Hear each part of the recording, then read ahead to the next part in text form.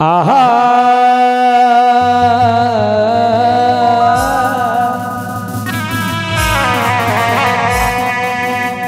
ओ लागो आई रे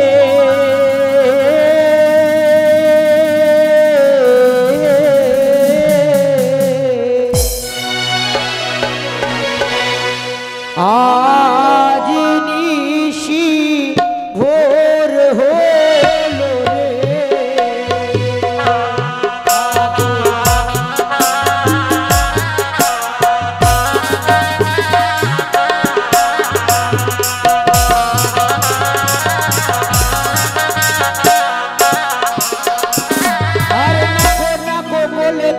डाके घने घने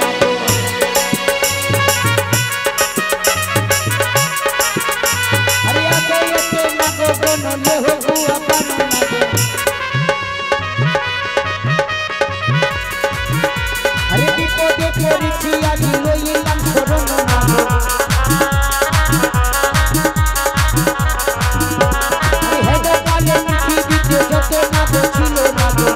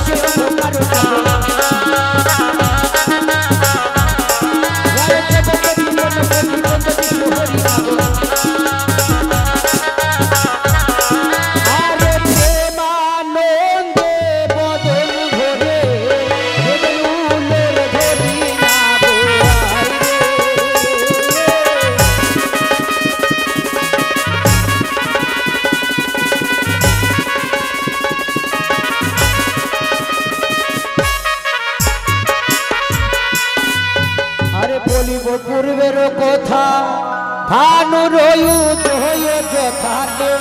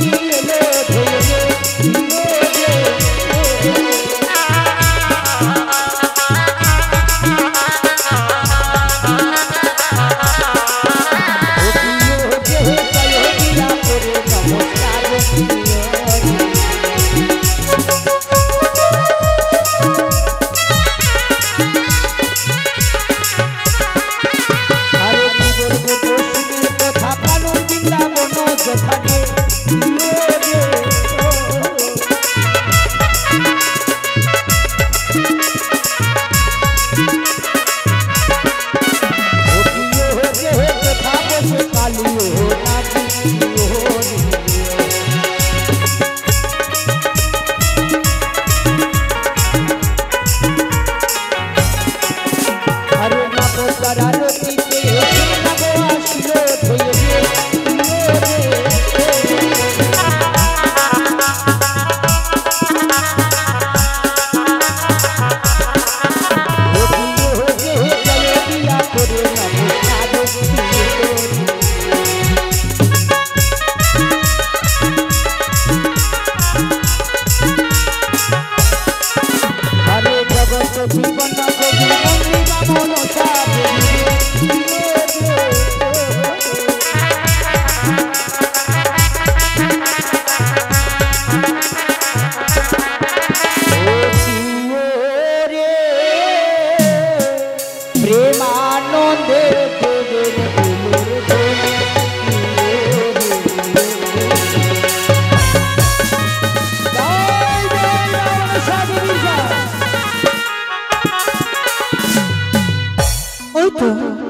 ওই তো দেখতে পাই এক এক করে আমার সকল অষ্ট কোটি না মা মা বলে ছুটে আসছে আমার কাছে।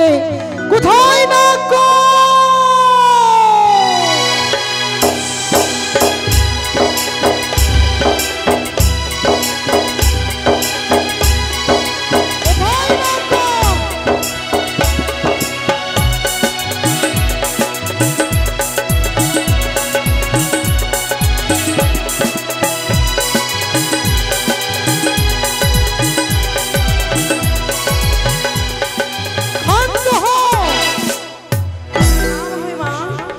আমার জীবন ধন্য।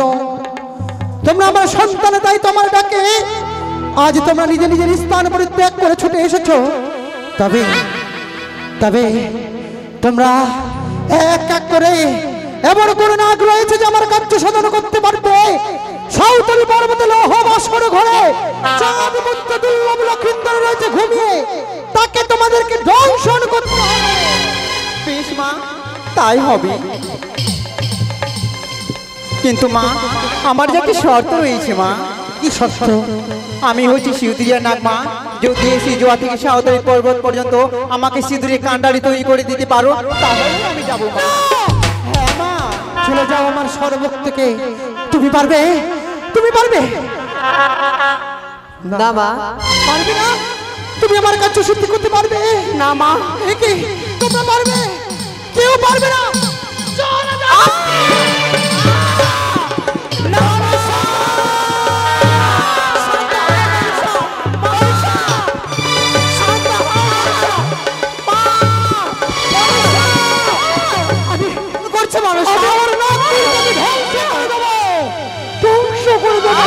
যদি তোমার নাগকে ধ্বংস করে যাও তবে তুমি দেবীত্ব অর্জন করতে পারবে না। কেউ তোমার নাগ দেবী বলে সম্মান দেবে না মনীষা। তবে আমার এক এক সকল নাগগণ যেন আমার কাছে ব্যর্থ হয়ে গেছে। তবে আমি কি করে আজকের বেশিতে ওই চার পুত্রকে আমি ধ্বংস করব? মনীষা, তোমার কি স্মরণ নেই সেই 6 ঘাটির কথা? এই ঘাটির কথা একদিন বেহুলাবের অভিশাপ করেছিলে, তোমারই পদে জল পড়েছে আমার অঙ্গে। অভিশাপ দিলাম তোমার সামগ্রী ধ্বংস করবে সে কাল লাগে। মনে পড়েছে দিদি গো, মনে পড়েছে সেই পূর্বের কথা। বেহুলা বালিকে করেছিল অভিশাপ, তোর গোড়ালির পানি পড়লো মোর অঙ্গে, বিয়ে রাত্রে বাসর ঘরে তোর স্বামীকে কেমন কত্তার কাল ভোজন্ত। তাই একমাত্র কালো নাগই আমার কাজ করতে পারবে। কিন্তু সেই কালিয়া নাগ যে কালিয়া দহ পরিত্যাগ করে রমণক দ্বীপে চলে গেছে, তবে কি আমার ডাক শুনতে পাবে দিদি গো? মনসা, বিলম্ব না করে রয়েছে তোমার পুত্র ধামনা। এই মুহূর্তে ধামনাটাকে পাঠিয়ে দাও সেই রমণক দ্বীপে। ওরে সন্তান, আজ আমি অপরাধ করেছি। তোদেরকে না অন্যায় ভাবে আমি অনেক অত্যাচার করেছি। আমাকে তোরা ক্ষমা করে দিস। না মা, না, আমাকে ক্ষমা করে দিস। বেশ, তাই মা। যা, নিজ নিজ স্থানে তোমরা গ্রহণ করো।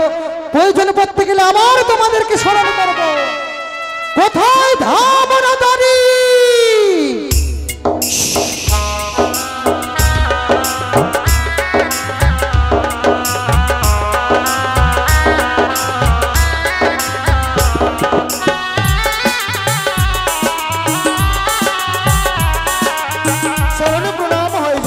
আশীর্বাদ করি তোমার মনোবাসনা পূর্ণ হোক। এই অসময়ে কেন আমায় স্মরণ করেছো দেবী? আমি জানি আজ তুমি পারবে মাত্র আমার কার্য সাধন করতে। মাগো, সন্তান হয়ে যদি মায়ের কর্ম করতে পারি এতে আমার জীবন ধন্য। বলো মা, এমন কি কর্ম করতে হবে? এই মুহূর্তে তোমাকে ছুড়ে দিতে হবে। কোথায়? সেই রমণদ্বীপে। কিন্তু কেন মা? সেখানে রয়েছে স্বয়ং বিরাজমান সে কালীনাগ। ছলে বলে কৌশলে যেমন করে হোক না কেন সেই কালীনাগ কেন তবে আমার শেষ হবে। মাগো, যেই কালনাগের কালকুট বিষে বনের পশু পাখি সন্মুখ দিয়ে গেলে পুরো ছাড়খাড় হয়ে যায়, সেই কালনাগকে আমায় নিয়ে আসতে হবে তোমার নিকটে। তবে মা, তুমি আমায় কথা দাও, আপদে বিপদে বললে আমি তোমার অনুসরণ করলে তুমি আমার পশ্চাতে থাকবে মা। তবে শোনো, কিছুতে তোমাকে গ্রাস করতে পারবে না। কালীনাগ আজ করেছেন একাদশী, কাল রয়েছে দ্বাদশী। তাই যদি তোমাকে গ্রাস করতে আসে তবে তুমি সেই মধ্যে কৃষ্ণ নাম জপ করবে। কালীনাগ কিছুতেই তোমাকে গ্রাস করতে পারবে না। আশীর্বাদ করো মা, আমি যেন তোমার কার্য সিদ্ধি করতে অতি পারি। শীঘ্রই যাও। বেশ, তাই হবে।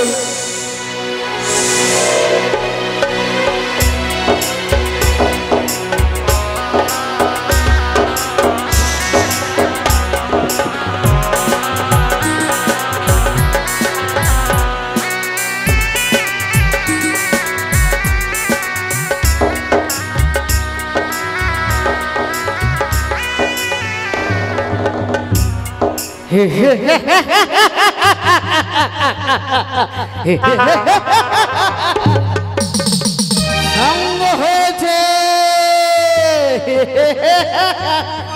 মম বাসনা সঙ্গ হয়েছে। এক এক করে দ্বাদশ বৎসর অতিক্রম হয়েছে আমার একাদশী পালনে। তাই তো আজ আমার শেষ রজনী, এই শেষ রজনীতে যদি আমি আমার মহাপ্রভু শ্রীকৃষ্ণের একাদশী ব্রতের পালন করি তবে যে ফিরিয়ে পাবো আমি। তবে পূর্ব জন্মে ছিলাম আমি এক ধার্মিক রাজা। না জানি ভাগ্যবশত নিয়তির খেলায় অগস্ত্যমণির অভিসম্পাতে অগস্ত্যমণির অভিসম্পাতে আমি হয়েছি এই বিষাক্ত কাল ভুজঙ্গ। সেই কাল ভুজঙ্গ জীবনে নিয়ে এক এক করে দ্বাদশ বৎসর অতিক্রম করলাম। প্রথমে আমার মহাপ্রভু শ্রীকৃষ্ণ বলল, ওরে দারুণী কালী, আজ থেকে তোর স্থান ওই কালীদয়ের বক্ষে। শান্তিতে ছিলাম, ভালো ছিল। না জানি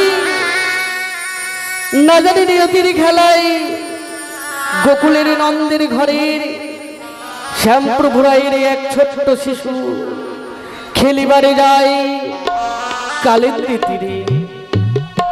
সেই কালিন্দ্রের জল পান করে সে মৃত্যুবরণ করে।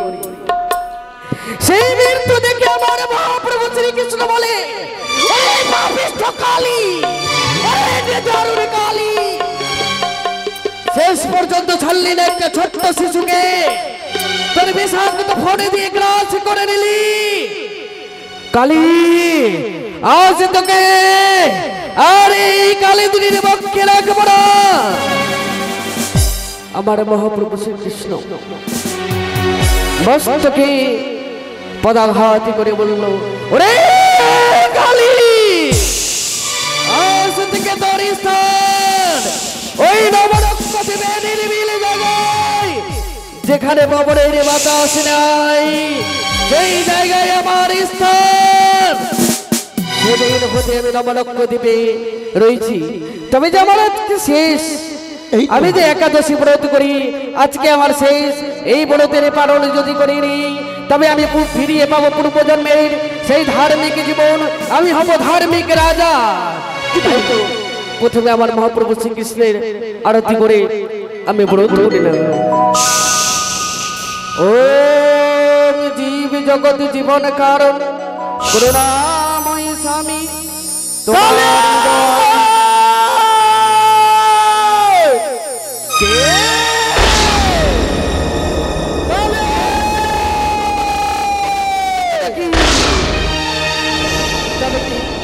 তবে কি সত্য সত্য আমার ব্রতে বাধা দিচ্ছে কেউ? এ হতে পারে না। আমি তো নবদ্বীপের মানব মানবী কীট পতঙ্গ বৃক্ষলতা অগ্নিবায়ু সবাইকে আমি সাবধান করিয়ে দিয়েছি, কেউ ব্রতে বাধা দিচ্ছে না। তবে আমার ভুল ভ্রম হচ্ছে, মম শব্দ পর্বতে প্রতিফলিত হয়ে মম কর্ণ কুমারে বসে না, আমি মানব না বাধা।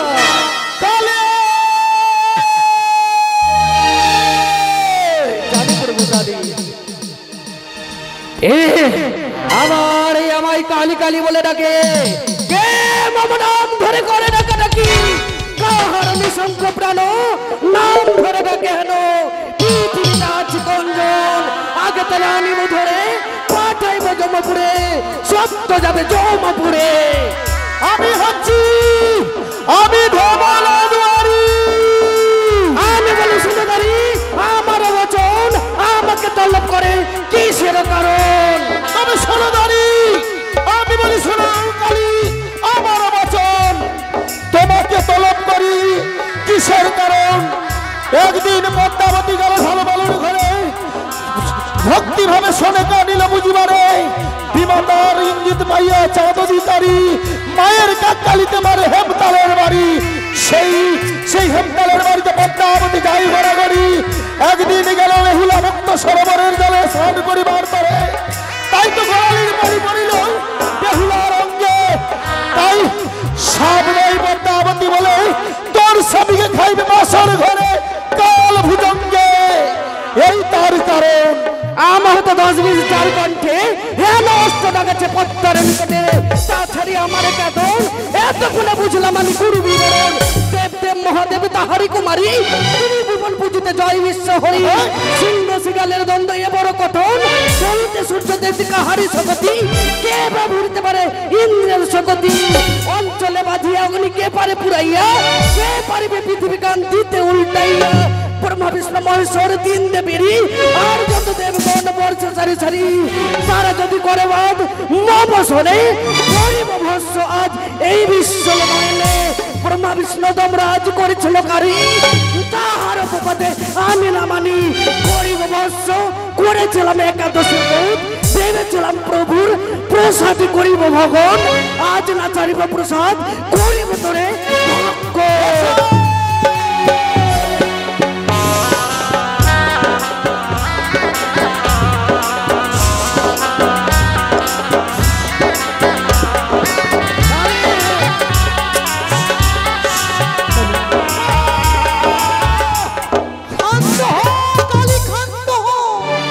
তব চরণে প্রণাম জননী, আশীর্বাদ করি তোমার মনোবাসনা আমি পূর্ণ আসছি হোক। মা। আজ কেন অসময়ে তোমায় স্মরণ করেছি? ওকে জননী, আজ কেন অসময়ে স্মরণ করেছো তুমি যদি না বলো জননী, তবে আমি কিভাবে জানবো জননী? বলতে পারি আমার মনের কথা, বলতে পারি আমার দুঃখের কথা, কিন্তু তার আগে আমার হাতে হাত রেখে তোমায় করতে হবে 3 সত্য। এ কি জননী? বেশ জননী, আজ তোমার হাতে আমি সত্য করে বলছি, 1 সত্য, বলো, 1 সত্য, 2 সত্য, 2 সত্য, সত্য তিনবার, সত্য তিনবার, সত্য লঙ্ঘন হইলে নরকে হয়। বেশ জননী, তবে শোনো কালিলে হোক অপমান, সাঁওতালি পর্বতে বাসর করে ঘুমিয়ে আছে চাঁদ মুক্ত দুর্লভ লক্ষিন্দর, তাকে তুমি দংশন করে দাও। আমি বলি শোনো পদ্মাবতী আমার বচন, লক্ষিন্দরকে খাইতে মোর কোন ভালো লাগে, হেন কাল অষ্টম করেছিলাম ছাড়, দেবাবিষি নাচ করে করে করে হার, আহারে পণ্ডিত করে সর্বনাশকের আশা, লক্ষিন্দরকে খাইতে মার আদেশ করিয়া, মায়ের আদেশ মস্তক লিয়া যাও সাঁওতালি পর্বত ভূতরিয়া। এসো, আমি তোমাকে নিজে আমার হংস রথে করে নিয়ে যাবো সেই সাঁওতালি পর্বতে লোহ বাসর করে।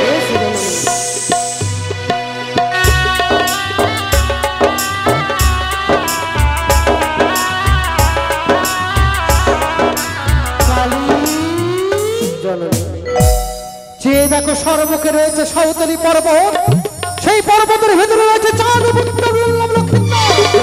অতি শীঘ্রই প্রবেশ করো বাসর ঘরে, চাঁদের বংশকে তুমি জননী হে সাঁওতালি পর্বত লোহবাসর ঘরে আমি প্রবেশ করবো জননী, কিন্তু আমি যে দ্বার দেখতে পাই না প্রবেশ।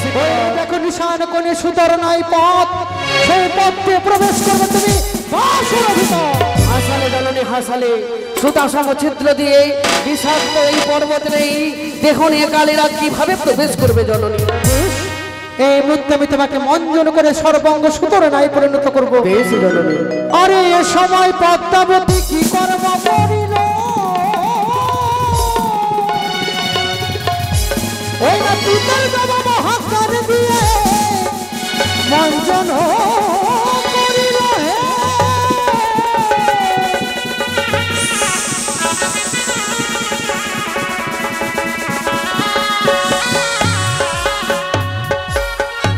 কালীনাথ জননী তোমার সর্বাঙ্গ আমি সুতর নাই পরিণত করেছি, তাই বিড়ম্বনা করি সুতা গাই করেছো আমার দেহকে, আমার দেহে যে কোনো শক্তি নাই। বেশ, আমার সর্বশক্তি আমি তোমায় প্রদান করলাম।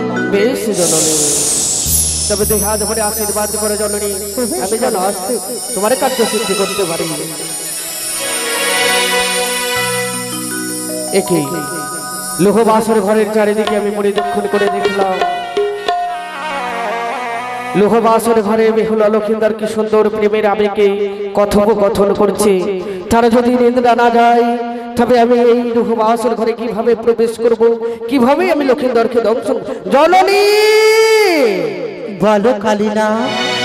বেহুলা লক্ষিন্দর এখনো জেগে রয়েছে জননী। সত্যই বলেছ, আজ বেহুলা বালি তার স্বামীর চরণে সেবা করছেন, তাই এই মুহূর্তে আমি দিলাম চম্পলা নগরের সুখের নিদ্রা, লক্ষিন্দরের নয়নে দিলাম আমি, বেহুলার নয়নে দিলাম আমি কালী নিদ্রা। ওই আমার ঘুমি যেন না আসে, আমার ঘুমি যেন না আসে,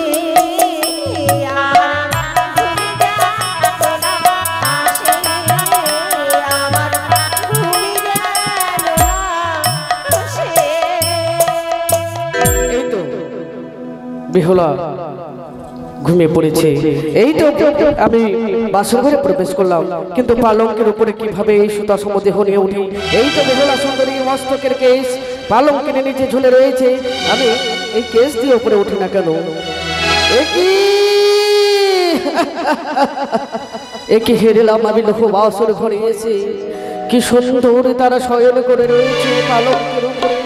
হাইরে আমার নিদারুণ বিধি, কেনই বা এসেছিলাম আমি এই লোহবাসর ঘরে।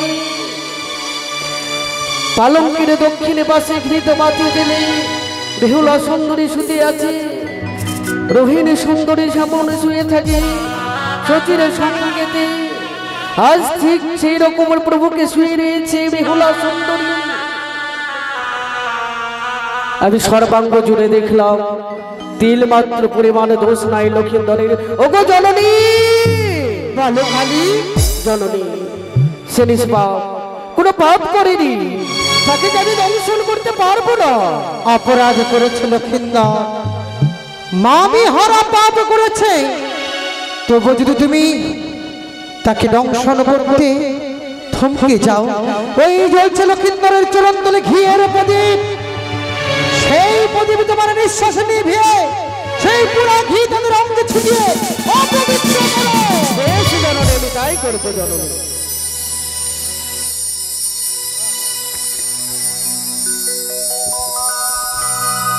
এবার কালিও না বালা লক্ষিন্দরের বাম পদতলে গিয়ে বসছেন, আর লক্ষিন্দরের রূপ নিদর্শন করে অঝোর নয়নে কাঁদতে লাগলো। ও কি কান্দে রে কালিও না, করে হায় হায়।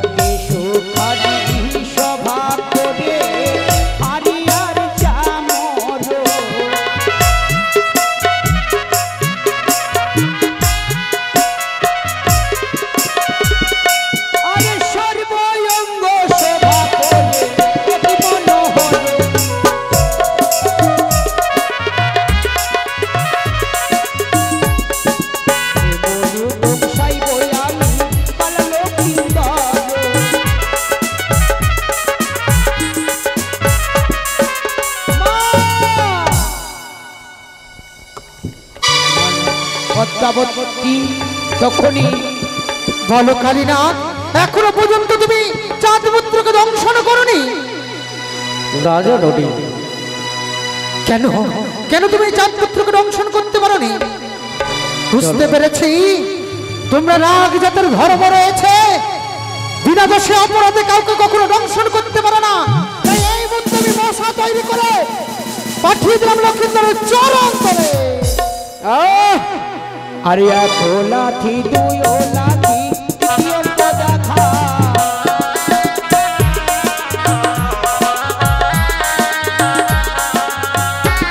আরে শুনিছি চাইলে বালা জমের দুয়ার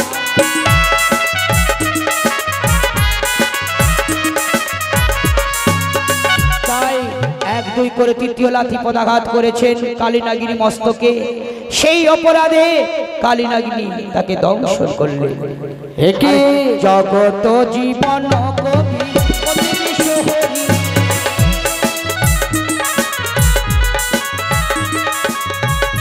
আরে প্রেমানন্দে বদন ভরে